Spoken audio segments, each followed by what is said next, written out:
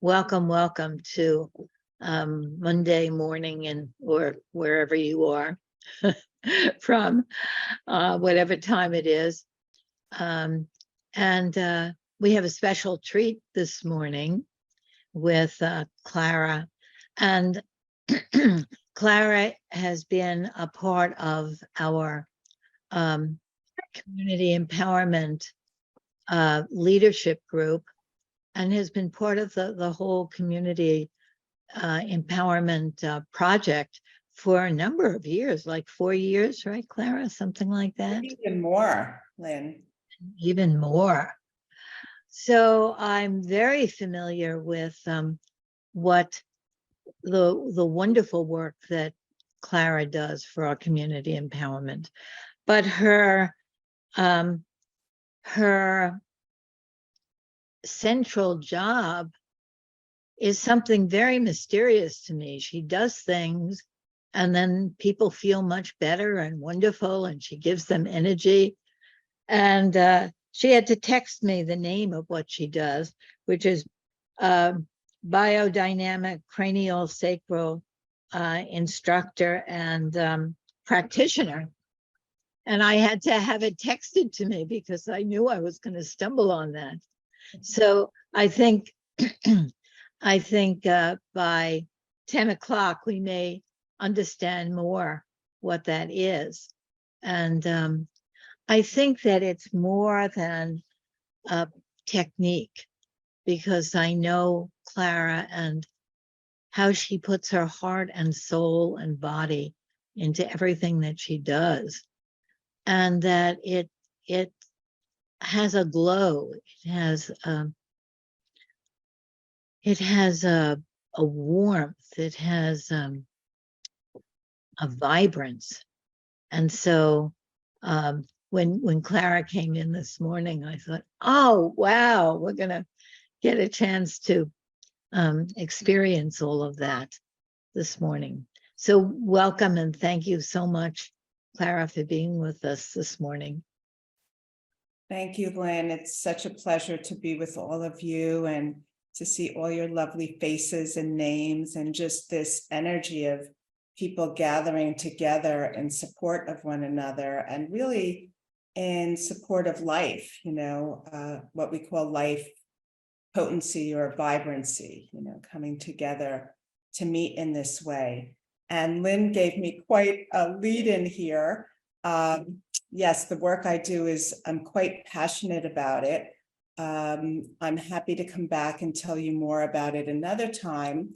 Today, I thought I would start with the very beginnings of how in the work that I do, we start to meet one another.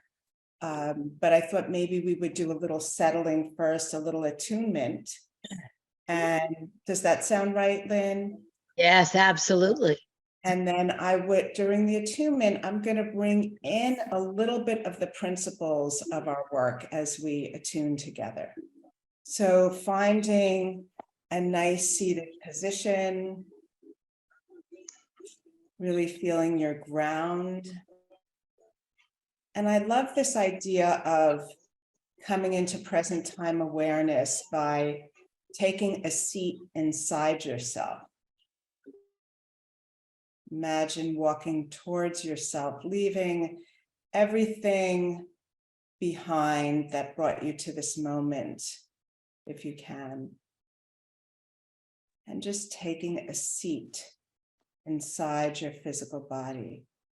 In the busyness of our worlds, we become quite disembodied at times, and certainly focusing is a way that brings us back in.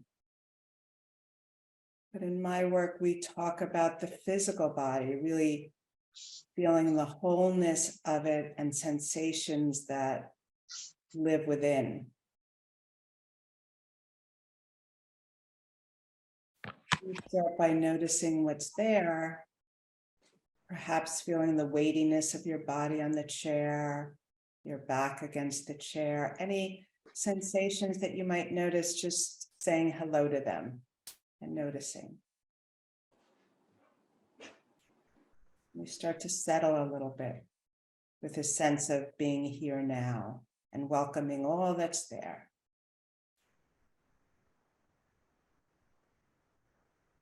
And as we start to settle, we may come to our breath.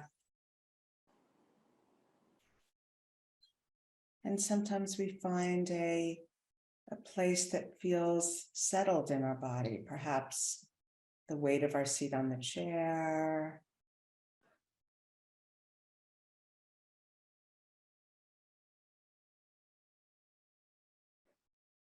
and we call that a resource, a place where we can come back to that feels neutral or easeful or settled. And within my work, we talk about a midline, this central channel through the body that actually is a part of embryological development.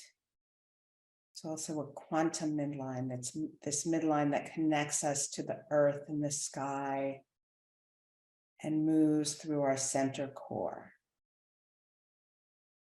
So we talk about this midline that we can come back to, which is quite grounding, quite primal, quite enlivened. So within this midline, we have this physical body that brings us through this life. But in my work, we also talk about a fluid body. This body of fluid that surrounds us up to 20 to 24 inches around our whole body. And when we were developing, we lived in a fluid body. And we were embryologically evolving. We had this fluid body with us, and it actually energetically continues to hold us throughout our life, throughout our lifetime. And it's a fluid body that we can lean into that gives us a sense of wholeness, full body movement that extends beyond the physical. And see if you can just imagine a fluid body, this bubble of fluid all the way around that extends a couple of feet beyond, above, below, to the sides and back of your body. It's something that can carry you and support.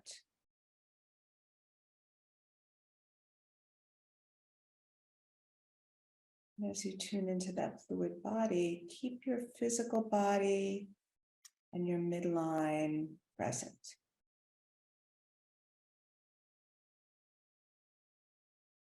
Seeing if you can feel all of it at once.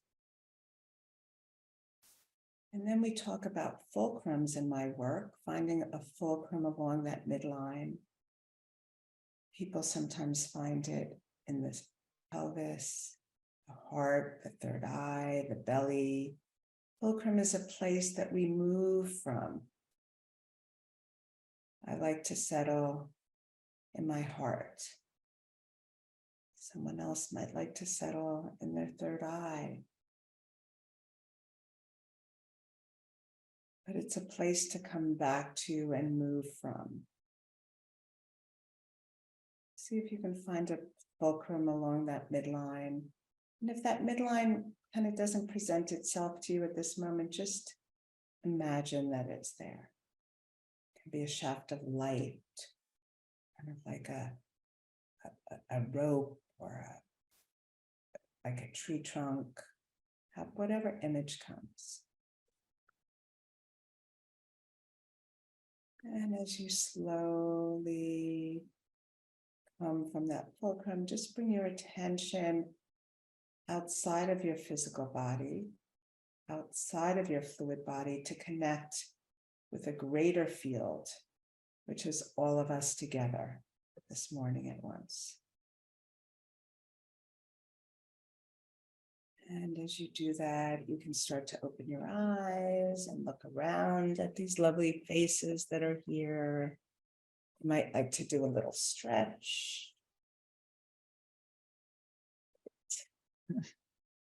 So welcome, everyone.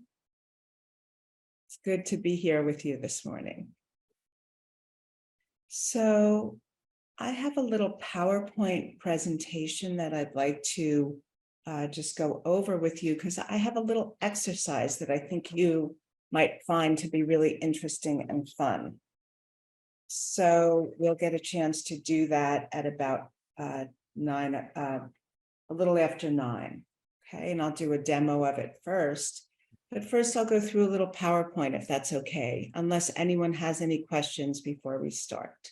Okay, so in our work in the biodynamic craniosacral field, we talk about the ritual of contact and the relational field, how we come into contact with one another.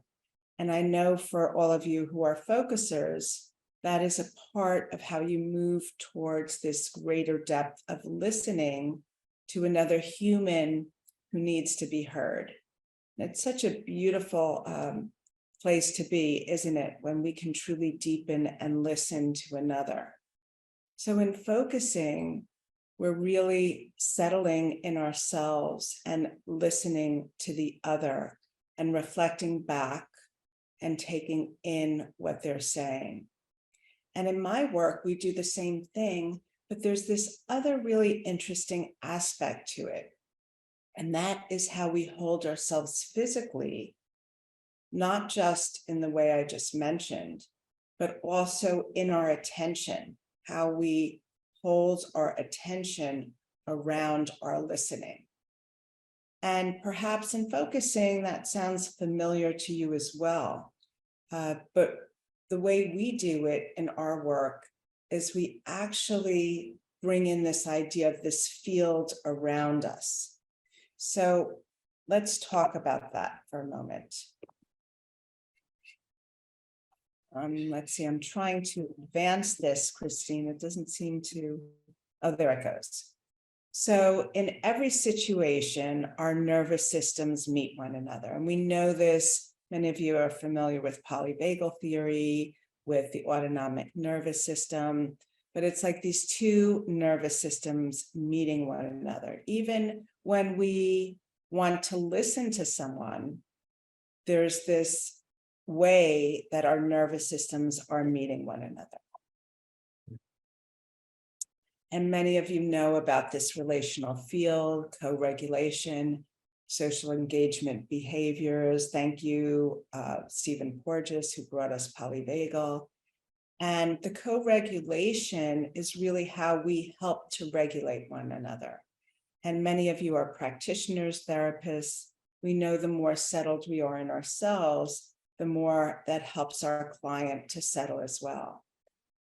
And some of the things that we use for co-regulation are our facial expressions, gestures, prosody, the way we speak, vocalizations.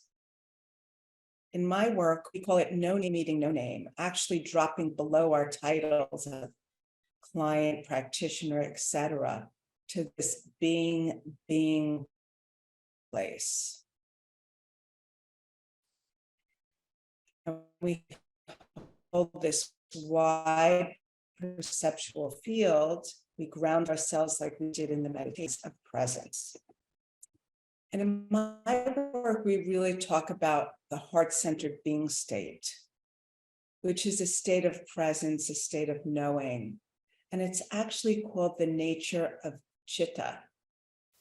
And chitta is a freeing of the mind. It's letting go of the mind state where there's this inherent luminosity. And there's this story of the Buddha who has about 500 students in front of him. And in his teachings, some of these students are realized or they meet some sort of enlightenment.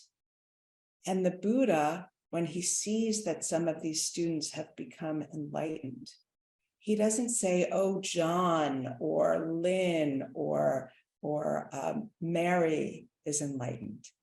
He says, chitta is free. So that freeing of the mind that brings us to this more knowing, luminous state that is not obscured by life conditions and these self-system formations. So when we are coming back to that heart-centered being state, we're orienting to these incredible primary forces of life and the stillness from which it arises. And I'm sure many of you have experienced when you're truly deeply listening to someone, there's this stillness between the both of you.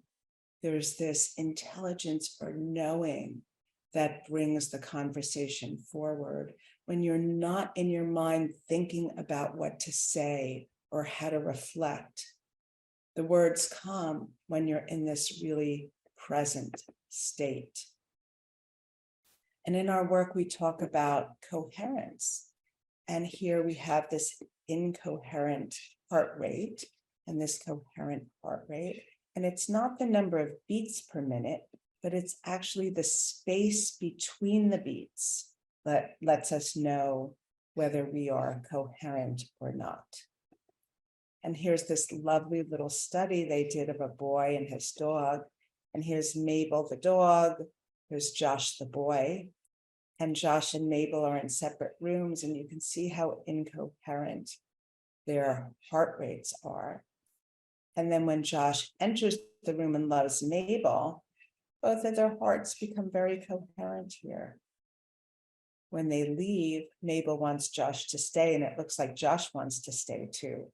And there's this incoherence again, which is so powerful when we think about the way that we meet one another in this realm. And I love these words of Rumi, that, when we're focusing, there are words, and yet we still rely on a more ancient form of communication, emotional expression, right? We can really read not just from people's faces, but we get a sense of the field between us. In my work, we look at exactly what we did in the meditation.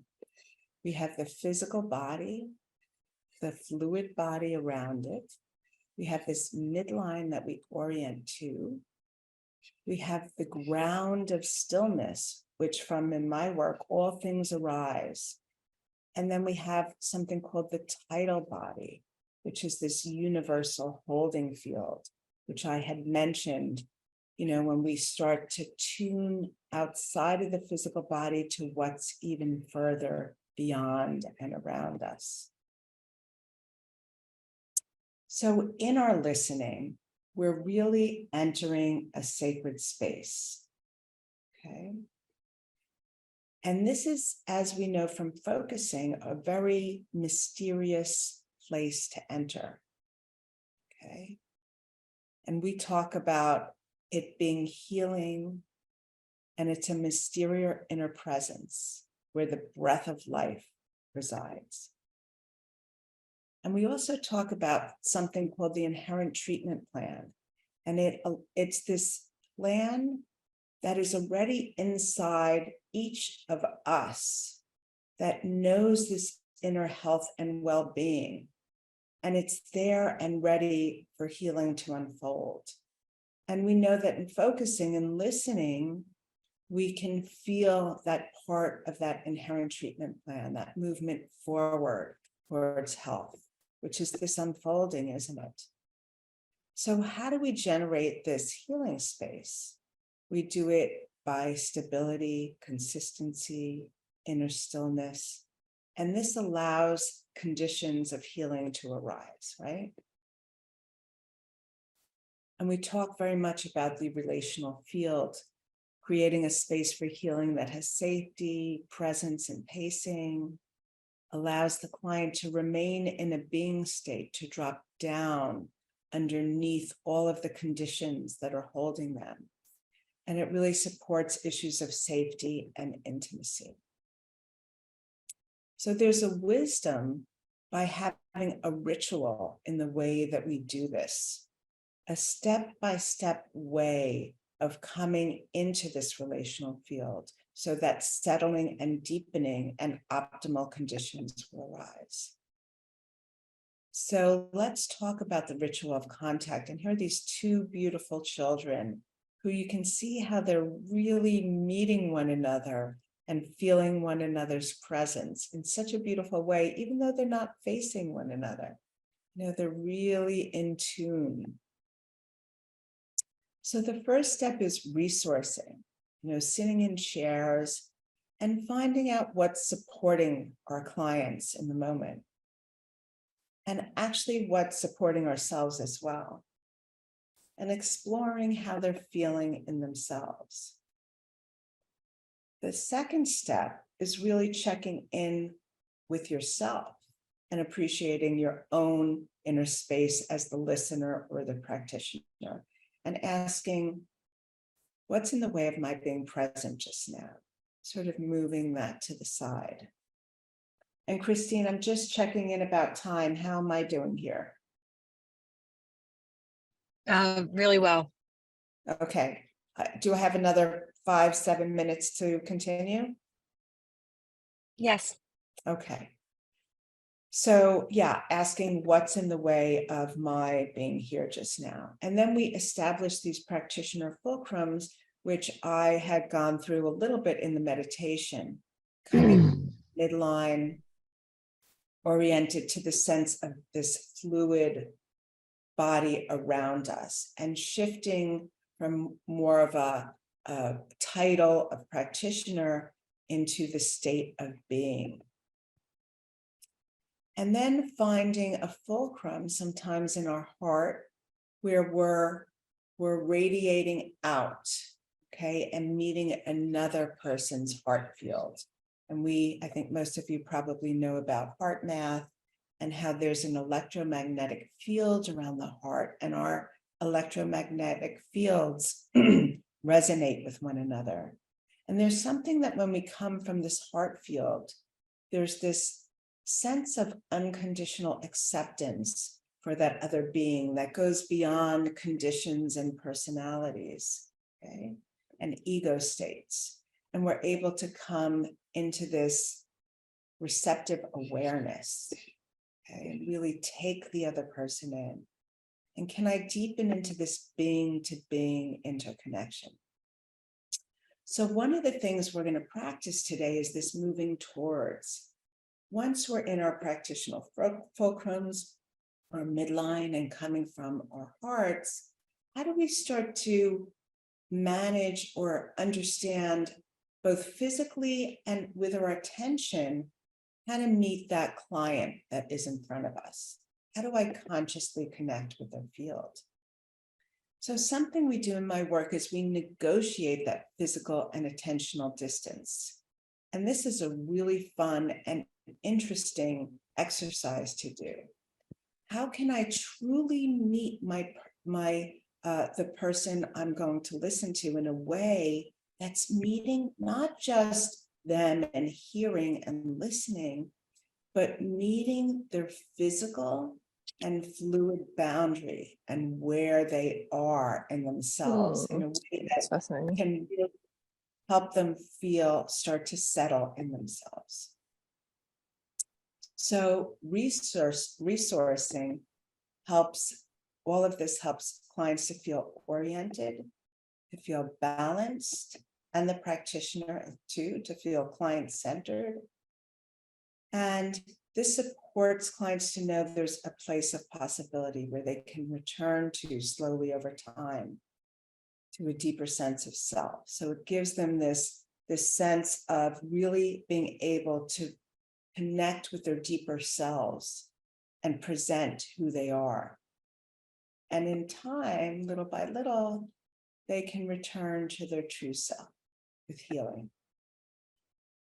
And I love this quote by Mary Oliver, Instructions for Living a Life. Pay attention, be astonished, and tell about it. And then this gorgeous quote by Nick Thut Han, go back and take care of yourself. Your body needs you. Your feelings need you. Your perceptions need you. Your suffering needs you to acknowledge it. Go home and be there for all these things. Namaste. Thank you very much. So, hello and welcome back.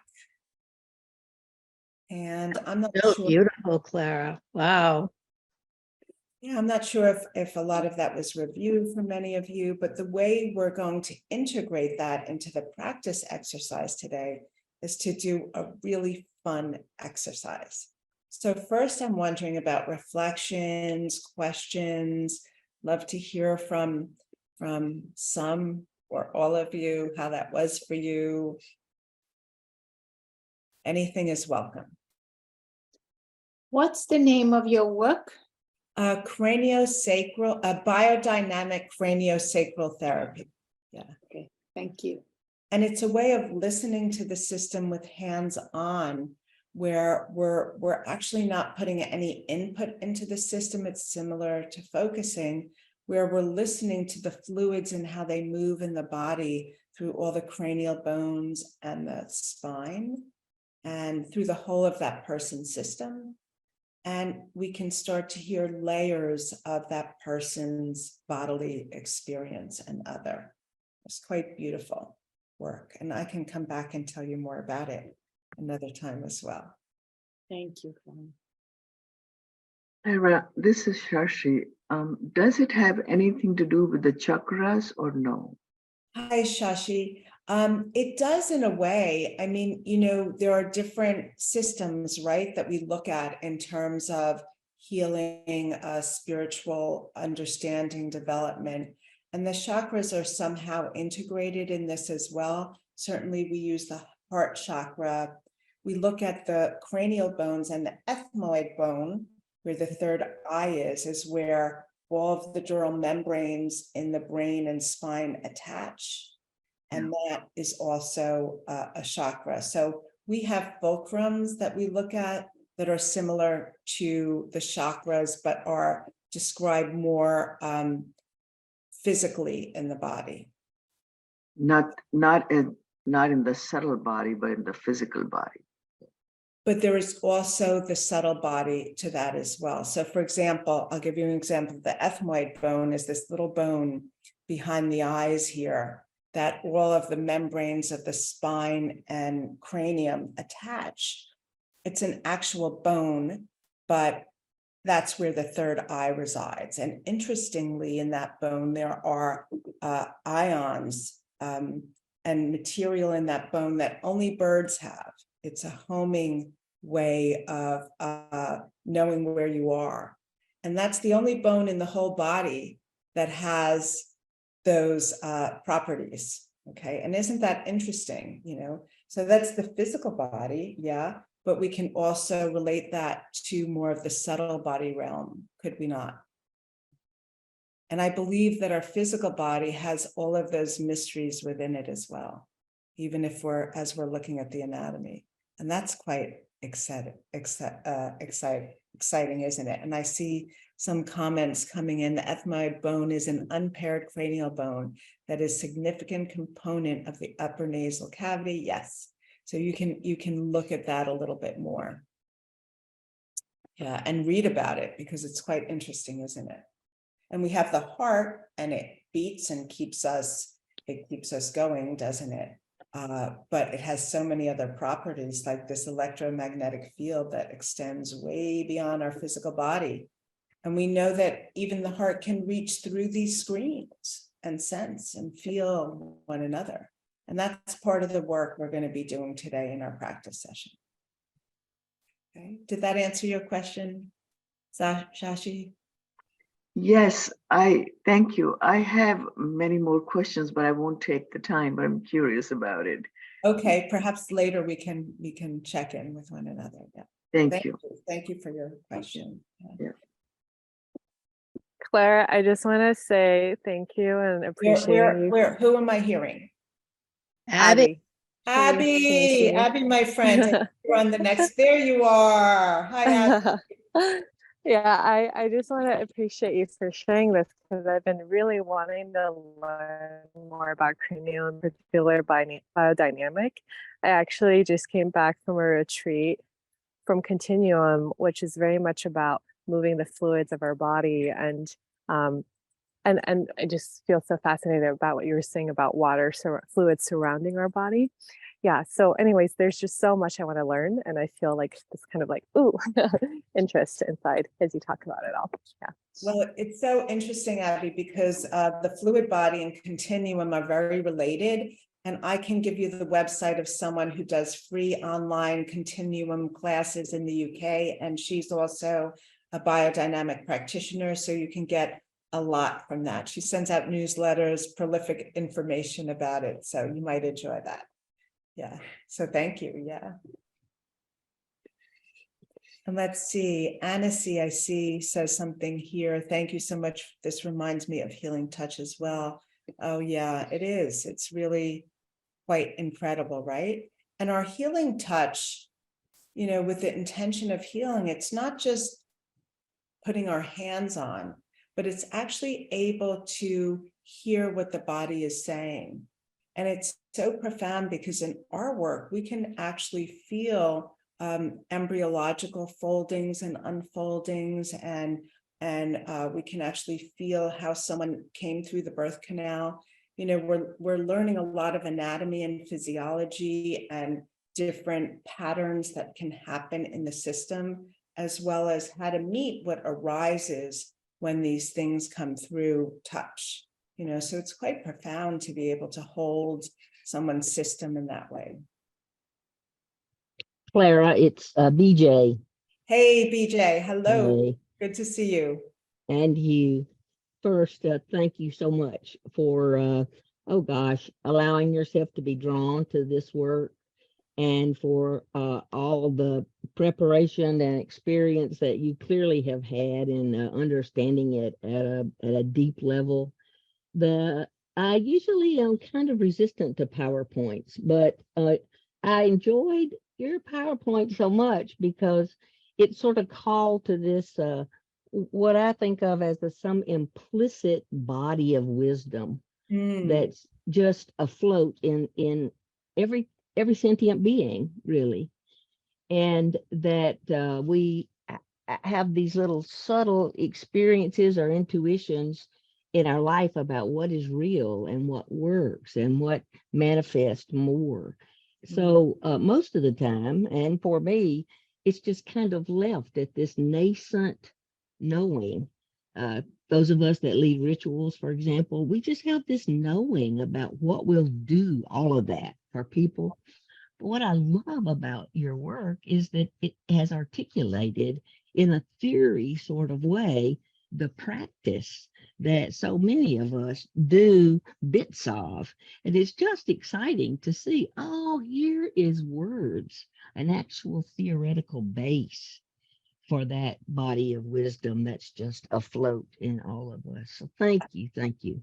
Absolutely. Thank you, BJ, for that reflection. And, when we hear things, as you're saying, that resonate, like there are truths, there are life truths that are alive in us that may not be written down on a page, but when we hear them, there's this knowing, isn't there?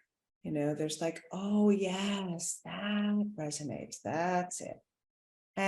And certainly, with our left brain minds, we like to grasp on and understand these things sometimes in a way that makes sense to us. And it's beautiful when those things can start to align, isn't it? And we can, oh yeah, that, and this supports that as well, So it's interesting. Yeah, thank you. In our work, we also talk about something called potency.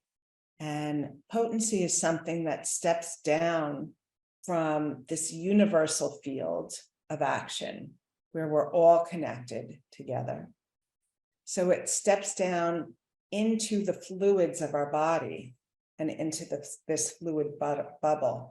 And it's that which gives us this life energy.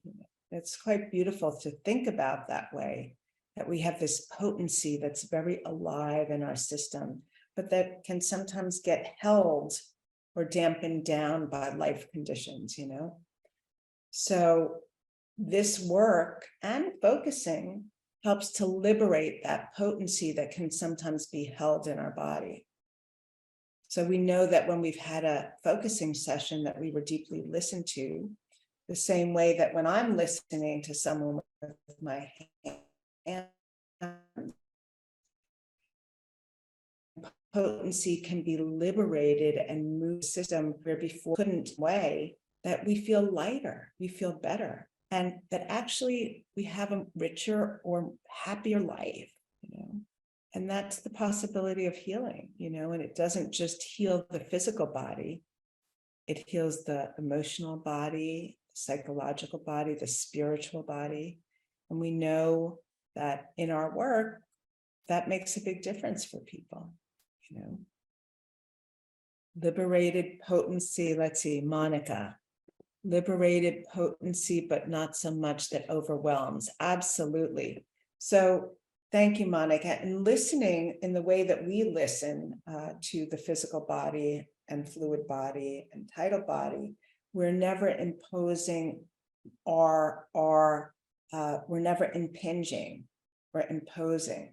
You know, I'm trusting that you, Monica, have everything you need to heal in your body and that I don't need to do anything.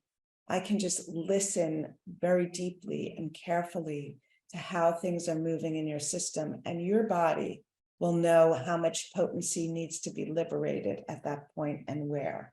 And I can trust that in you. Does that make sense? Yes, it does. And my thank you. And my question is, what I feel that as a massage practitioner, not that I practice so much, but I did learn decades ago at Esalen, and also cranial sacral with Hugh Milne, and then I taught myself energy work, Barbara Brennan's work, and so I wonder how much is too much, and what if, as a practitioner, you go in? What if you make a mistake? You know, like you go in to someone's energy field and release far more energy than really ought to have been done in that moment. Okay, that's a great question, but I'm not doing anything. I'm not releasing anyone's energy. The only thing is that what may come up out of a session is something that I'm trusting is meant to come up. Now, it can start to feel overwhelming for clients, but in our work, what we do is we learn trauma skills and how to meet that. We learn how to meet disassociation, shock, sympathetic nervous system, dysregulation, all of those things. And we know how to help settle that with our hands and many, many other skills that we develop as practitioners. We help clients when something is overwhelming to someone, as we've all experienced, they're having a memory that lives in their body, a memory of something that was challenging or really difficult. And we learn how to meet that. One of the things that's really important in our work is we resource clients prior to getting on the table. So we can come back to that resource. We know how to help them titrate between the resource and what's coming up. We learn how to bring them into present time awareness in many different ways. We can have them orient with their eyes to look around the room. That's a neurobiological orienting response that helps calm the nervous system. We know how to help the vagal tone as well to help calm. So then clients can start to regulate around what has come up and hold it in a different way. Does that make sense? Yeah. But I would never, ever, ever have someone go into something that didn't naturally come up on the table from their system. Yes, I understand that. Like something that I'm referring to, something that naturally comes up, and then the rest of your answer was really great. Thank you so much. It's so welcome. Yeah. And it's funny, isn't it, how things come up for healing purposes, don't they?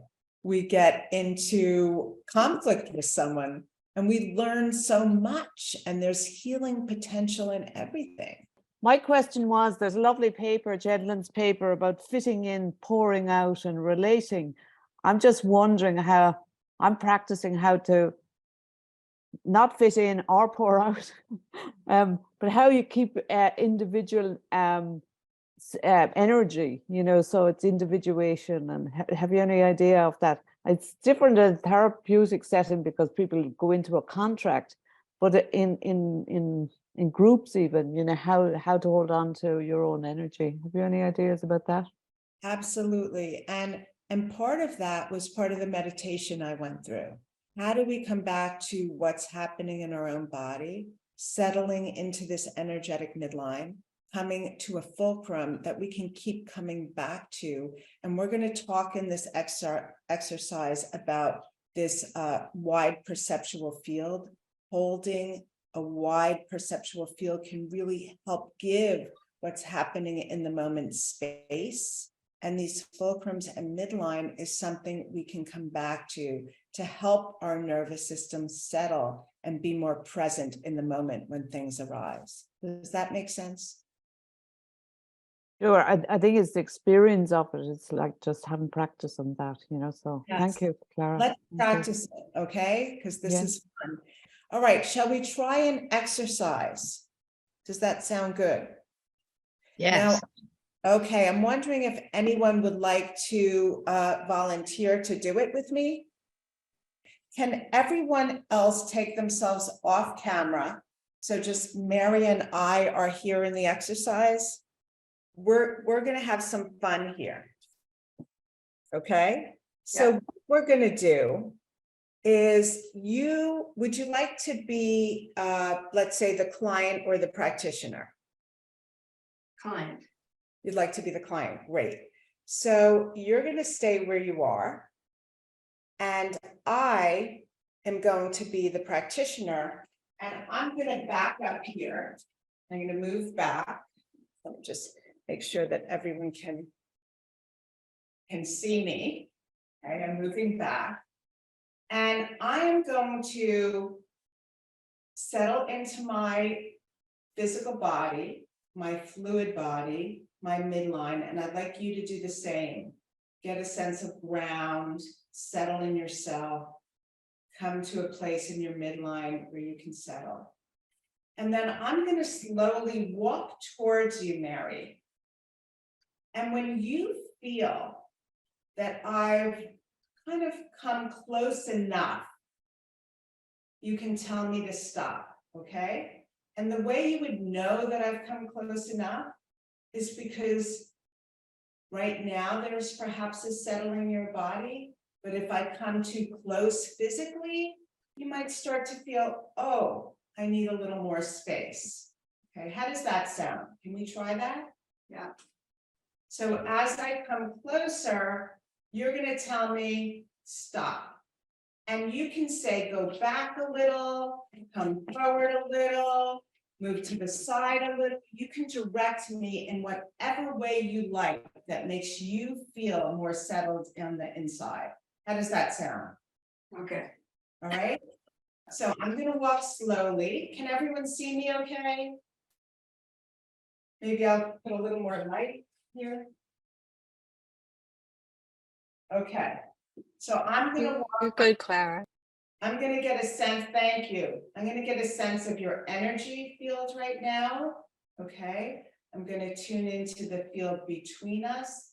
I'm coming into my midline, coming from my heart, and I'm widening around you, widening my field, my fluid body, my perceptual field. So I'm not coming towards you like this, but I'm sort of holding you within my field and your field. So I'm not narrowing. So I'm going to start, Mary, I'm going to start to come towards you slowly.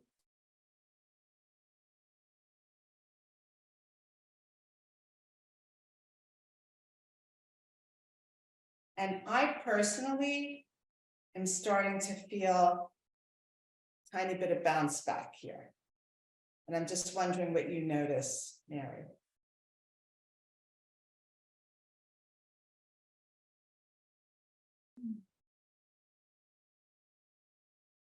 How is that for you, Mary? I didn't quite hear what you said. You were feeling, I'm feeling like right here yeah. might be a place where we're meeting. How does that feel to you? I don't get a sense of too close. Okay, so I'm gonna keep coming then.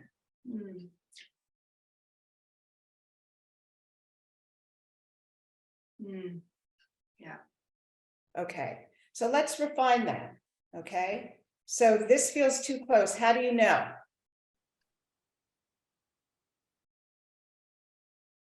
What tells you in your body? A sense of being almost like caught like a deer in the headlights feel. Oh, whoa, okay, that's really clear. So I'm going to step back a little bit again to where I kind of felt our fluid fields were meeting one another to here. How's that? Yeah. I want you to refine this. I want you to tell me if that feels really right, just like in focusing a hand, or do I move back a quarter of an inch or forward? Tell me, because I really want to meet you. You feel a little distant. Yeah, that's better. Yeah, that's better. Is that good? Yeah. Okay, look where you're standing and grab your chair.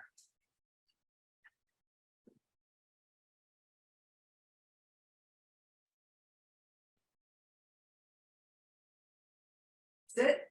Yep. And how does this feel between us just now? You can tell me to move back or forward, whatever you like. Yeah.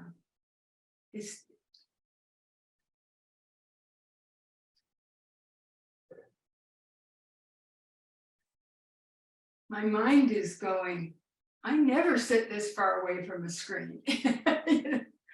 But actually, that's your mind, but your body is telling you something different, isn't it? Your body was saying that this distance felt right. However, in sitting, it might be a little different, right? So would you like me to move a little closer to you? Yeah, it feels more distant. Yeah. Sitting. Okay, so I'm going to move closer. Yeah, that's good. That feels good. If I moved this close, would that feel too close? Yes. Yeah, so I'm going to move back just, and you can play with this when in the breakout room. So is this about right, Mary? Yeah.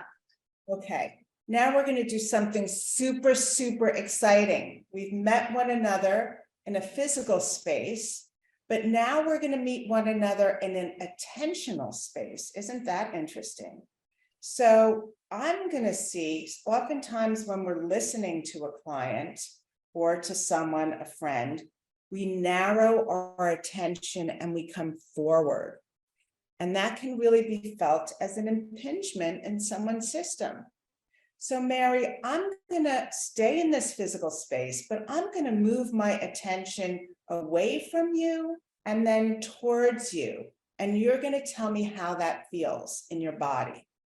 So first, without moving my physical body, I'm going to bring my attention towards you and see how I'm going to narrow my perception and come towards you and just see how that feels in your body. Okay, so I'm going to start now. I'm going to bring my attention, my focus towards you and see how that feels.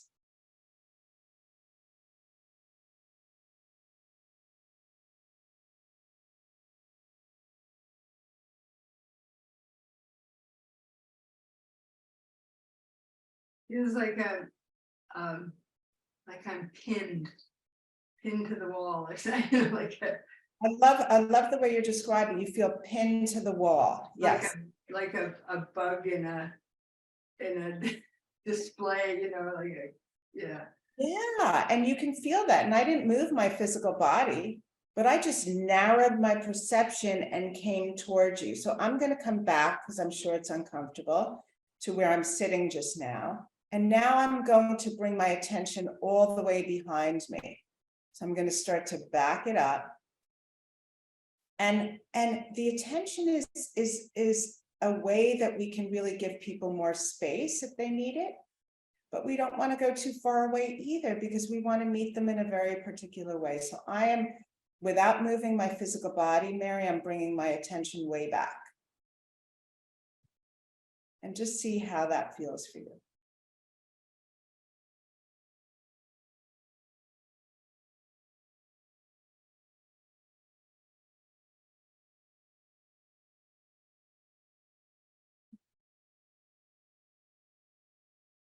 It feels freer. It feels freer. Okay. So Yeah, kind of looser, not so intense. great. So my attention right now is about 2 feet behind myself. So as I start a focusing session with you, or whatever it is that we're going to do, I'm keeping my attention back to that 2 feet behind me, because that somehow gives you enough space. Okay, does that make sense? So we can play with this. Now, as we get to know one another, our next time together, you might say, I'd like your attention a little closer. But this is a negotiation that we do to help meet someone, whoever it is, in a very particular way. And we can start to get a sense of what the client, what the person might need. Okay. So if I'm going to start a conversation with you, Mary, I'm going to be here physically in this physical space, really meet you in this wide perceptual field from my heart space, but I'm giving you more space and bringing my attention behind, because that's what helps you feel more settled in your body. How does that feel as we sit together just now? That just feels, there's a certain readiness. Yeah, like, this is okay. This is all right. Okay, and we don't know each other per se, right? You know? I've never met you before, but there seems to be a nice field between us. Yeah. Is It that feels safe. It feels I'm safe. sorry? Safe. It feels safe. Yes, yes. And you know, in my work, we talk about safety a lot, like feel safe, but sometimes, you know, it just has to be a brave space where people feel brave enough to you know, be vulnerable, or for things to come forward, right? Not everyone always feels safe. We can't always foster that immediately. It's something that happens over time, but it can start to be a brave space where, oh yeah, I can kind of drop down here, just enough, you know? So thank you, Mary. That was beautiful. I love the way you described pin to the wall, or, you know, all these things. It sounds great. Really, really good. You used very somatic images. I love it. So everyone can come back. And wondering if we have any questions about the exercise. We're going to be doing the exact same thing in pairs. Okay, so Christine can put in the chat, or maybe in the breakout rooms, these little instructions, but try not to get too connected to the instructions. Just try to do that walking towards what feels physically okay, sitting, and then bringing the attention back or forward. One person is the client, the other person is the practitioner, and you each will have let's say 7 minutes each way, okay? And you're going to time yourselves. How does that sound? And if you just get through the first part of it, that's okay. Just finding the physical distance and the nuances of it is just really important as well, okay? Taking your time, doing this slowly, really feeling what feels right in your body, okay? So quick question, Clara. How about the client? I wonder if the client can choose to move closer to you or away from you. Well, right now, we're doing it just with one person moving. Okay. because the client is the one that is checking in with their body to see what feels right for them. Okay, does that sound okay? Yeah. Just practice that way for now and see. Thank you, Olivia. Okay, breakout rooms. So I'm wondering how that exercise was and if anyone has any reflections or wanted to share anything about that. I wanted to say something. Yes. Not so much about the exercise. I wanted to say before. You know, I realized something when you were doing the exercise about focusing. That when I started focusing, I had, you know, I come from your background, and sometimes I had problem with words, like using words. And when you did this this presentation, I realized that words can also be intrusive, invasive. And that's what my difficulty was, holding like a wide field and using, not for me, but like in general in the course, I was struggling with that. And that was my struggle, is the invasiveness of using words. There was something cutting through rather than being in an expansive field. Yeah, absolutely. I mean, words can sometimes really break into a different state that we might be holding in ourselves or for someone else, right? So, yeah, and I love that Rumi saying about there are ways of listening without using words, right? Yeah. Maybe someday we can have a meeting about words, because they have such different meanings and purposes and abilities, and philosophically it's such an important issue. So maybe sometime I'll put it down as a possibility and see, we may do a session about words. Great. I have a question, Clara, please. Yes, good to see you. Good to see you too. This is fascinating. I have many questions, but I'll just bring one. First of all, I find it very similar to the energy codes, Sue Morter's energy codes. Is it a lot similar? I'm not very familiar with those. Okay, never mind. But my question is around the difference between presence and attention, because it's like we are present, but we are managing in a way the attention that we give the person. And this is what we felt in our exercise with Olivia. It was like, oh, where you, as you showed us, where we put our attention, it's like it could be overwhelming, or it could be safer for some of us.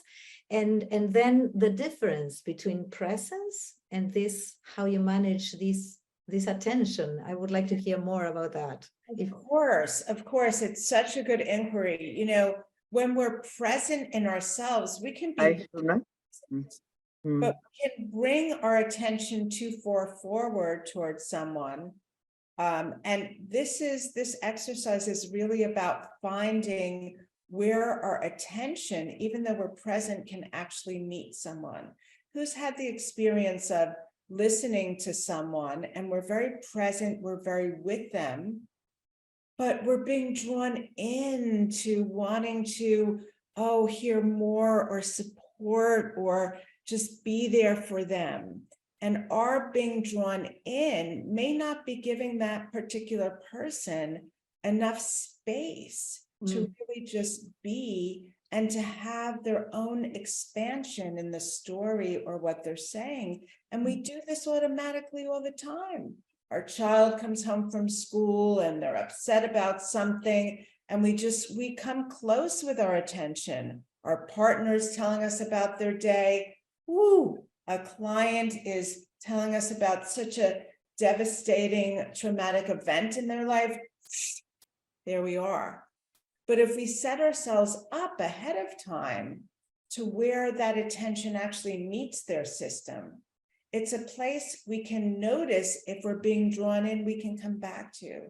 and give them and ourselves space, right? Isn't it when we're being drawn towards, there's something in us also that is being compressed. And that could be conditions in ourselves, this need to fix or to know or to support all these different aspects of ourselves that come in, that can be experienced as impingement. You know, I've had the experience of sharing very deeply and people coming towards me without permission to just support me. And it just, no, I need to be me, to feel who it is I am in this moment, and to explore that without the impingement of very caring people who want to support me because I'm crying, you know, or whatever it may be. Does that clarify that at all? Absolutely, absolutely. So the more we are present in ourselves, we can register this place where we can be overwhelming for the other one. There's too much attention there. Yes, thank you, Clara. Register, we can start the clarity of where we need to meet someone without doing this exercise starts to come in. So as I'm speaking with you, Nati, I'm widening my perceptual field a little bit, because as you were speaking, I wanted you to get it, and I was coming closer. And I'm wondering as I widen a little bit just now, how that feels to you. Much better. but I did feel that you were trying to come back to me with my question. I was really feeling that. But if I did it from here, it would have given you more space. Absolutely, yes, too. Yes. I could have done the same thing from here, but how easily we're drawn in. The heart is such a tender place, and it really draws us in. And yet, yeah, okay, giving someone else some space around how they need to unfold in their own way can make such a huge difference. And I'm really trying to keep my attention back right now.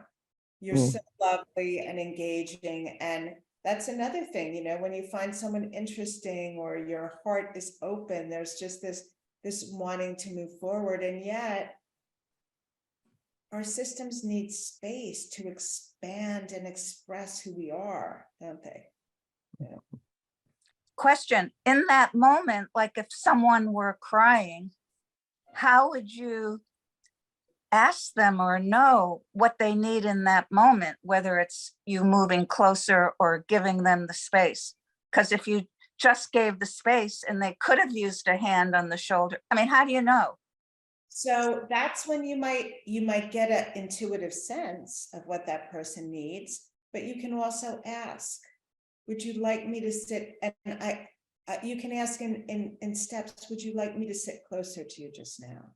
Or is it okay? And the other really important thing is to say, is this mine or is it theirs? Is it my need to move forward towards them? Or is that what they might really need in this moment? Yeah.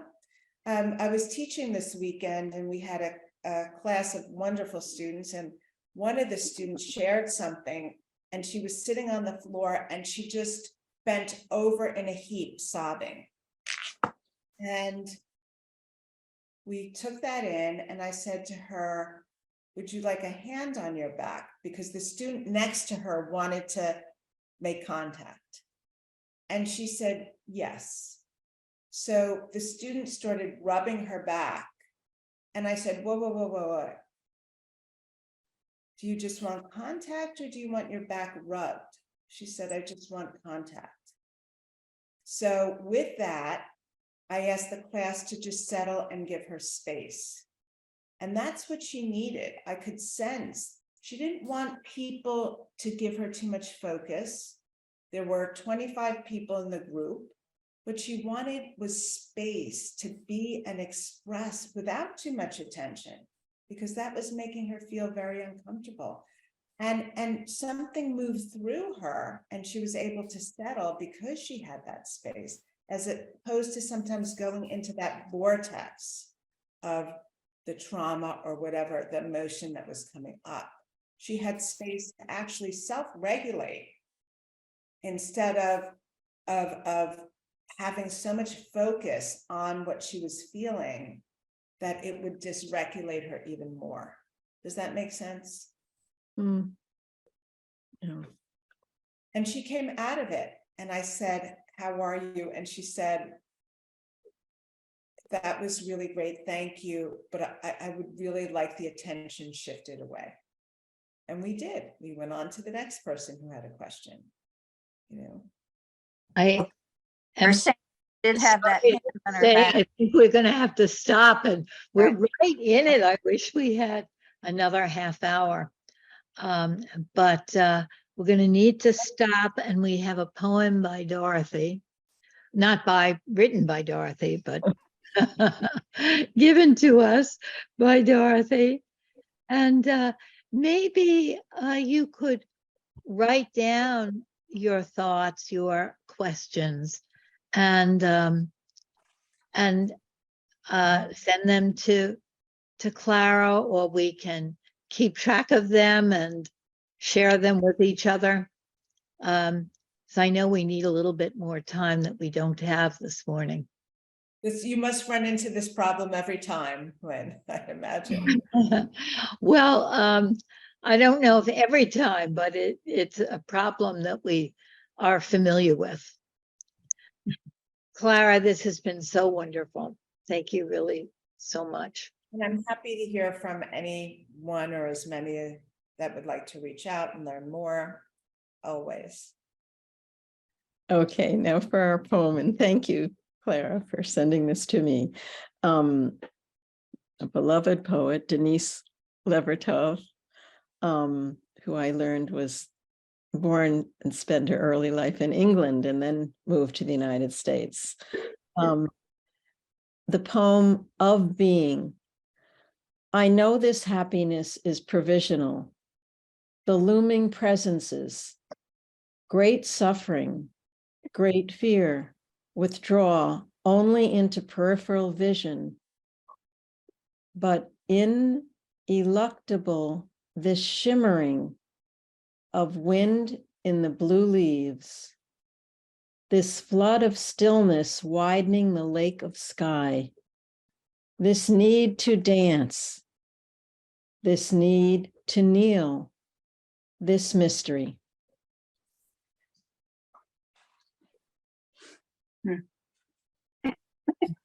Thank you, Dorothy. So beautiful. Yes, and it goes so well with this topic.